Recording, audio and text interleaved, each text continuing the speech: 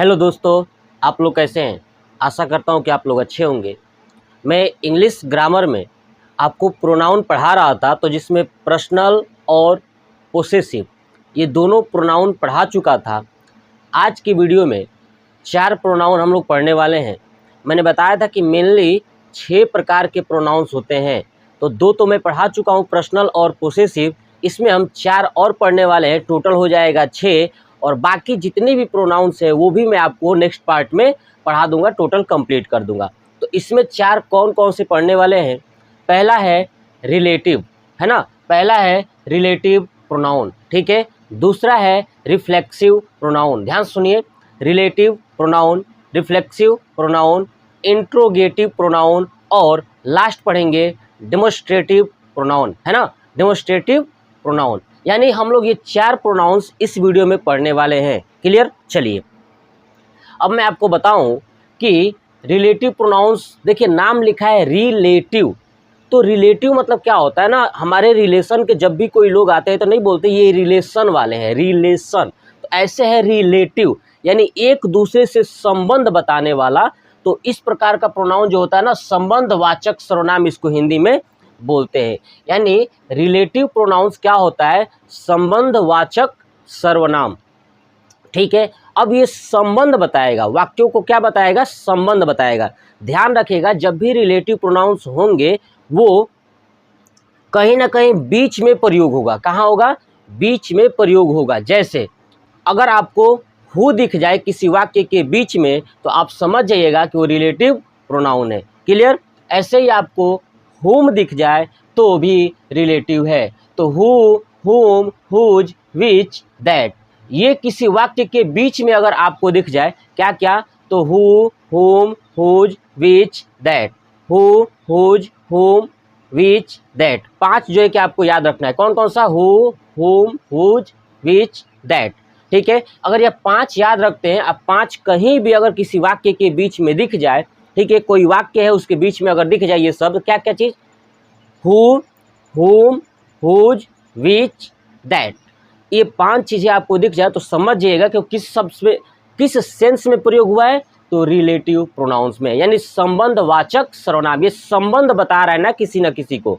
चलिए, लेकिन अगर यही शब्द हु, हुम, हुज, विच और WH फैमिली वाले, जितनी भी WH फैमिली वाले शब्द हैं जो प्रश्न पूछते हैं, क्या करते हैं, प्रश्न पूछते हैं, अगर वाक्य के पहले आ जाए तो वो हो जाएगा इंट्रोगेटिव प्रोनाउन। कौन सा हो जाएगा, इंट्रोगेटिव प्रोनाउन। ये पॉइंट याद रखिएगा कि रिलेटिव प्रोनाउन और इंट्रोगेटिव प्रोनाउन सब सेम ही वर्ड है, बस यदि वाक्य के बीच में अगर आता है वो बन जाएगा रिलेटिव, लेकिन अगर वाक्य से पहले आता है और प्रश्न पूछने का काम करता है वो हो जाएगा इंट्रोगेटिव। क्लियर। तो याद रखिएगा, रिलेटिव और इंट्रोगेटिव कंप्लीट हो गया। उसके बाद चलते हैं रिफ्लेक्सिव। देखिए क्या है रिफ्लेक्सिव प्रोनाउन, आप याद करिए, जब मैं पर्सनल प्रोनाउन और पोसेसिव प्रोनाउन का एक चार्ट बनाया था, ठीक है, आई, मी, माई, माइन, याद है ना, ठीक है। तो वो चार्ट जब बनाया था तो मैंने आपको पोसेसिव एक एडजेक्टिव का भी चार्ट बनाया था। पोसेसिव एडजेक्टिव में क्या करना है कि आपको SELF, सेल्फ जोड़ देना है। क्या करना है, सेल्फ जोड़ देना है। जितने भी पोसेसिव एडजेक्टिव थे सब में सेल्फ जोड़ देना है, SELF अगर आप जोड़ देते हो तो बन जाएगा रिफ्लेक्सिव प्रोनाउन। मतलब मोटा मोटी आपको एक बात याद रखना है, रिफ्लेक्सिव प्रोनाउन को हिंदी में क्या बोलते हैं, निजवाचक। क्या बोलते हैं, निजवाचक सर्वनाम। निजवाचक का मतलब कि होता है, अपने आप को समझिए कि अपने आप को निज, निज मतलब कि मैं बने बोलते हैं निजी मामला है मेरा, है ना, यानी स्वार्थी, अपने आप को समझिए कि, है ना। रिफ्लेक्सिव यानी अपने आप को हमेशा सर्वोपरि रखना, यानी निजवाचक। तो ठीक है ना, तो रिफ्लेक्सिव मतलब क्या होता है, निजवाचक सर्वनाम, ठीक है। तो जब निजवाचक सर्वनाम होता है तो जितने भी शब्द आएंगे, अगर आपको उसमें SELF, सेल्फ या सेल्फ, SELVES अगर जुड़ा हुआ मिल जाए, जिस वाक्य में, वाक्य के एक शब्द में जुड़ा हुआ मिल जाए, तो समझ जाइएगा कि वो शब्द जो है कि कौन सा प्रोनाउन है, रिफ्लेक्सिव प्रोनाउन। जैसे myself, yourself, himself, itself, ourself, themself, oneself, मतलब आपको दिख रहा है कि सब में सेल्फ जुड़ा हुआ है, तो सेल्फ शब्द जैसे मिल जाए तो समझ जाइएगा कि ये जो शब्द है वो कौन सा है, रिफ्लेक्सिव प्रोनाउन है। चलिए उसके बाद लास्ट आते हैं डेमोस्ट्रेटिव प्रोनाउन।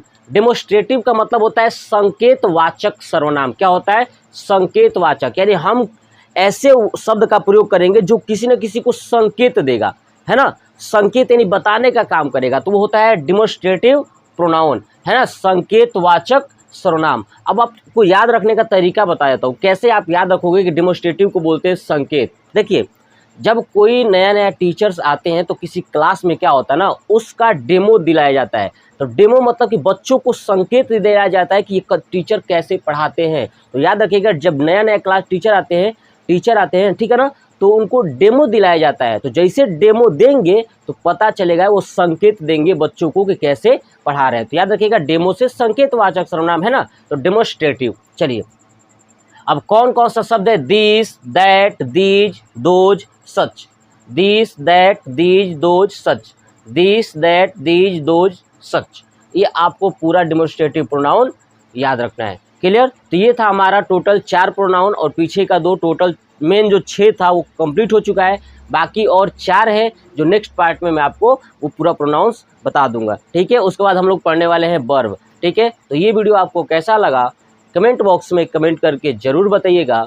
जय हिंद, जय भारत, वंदे मातरम।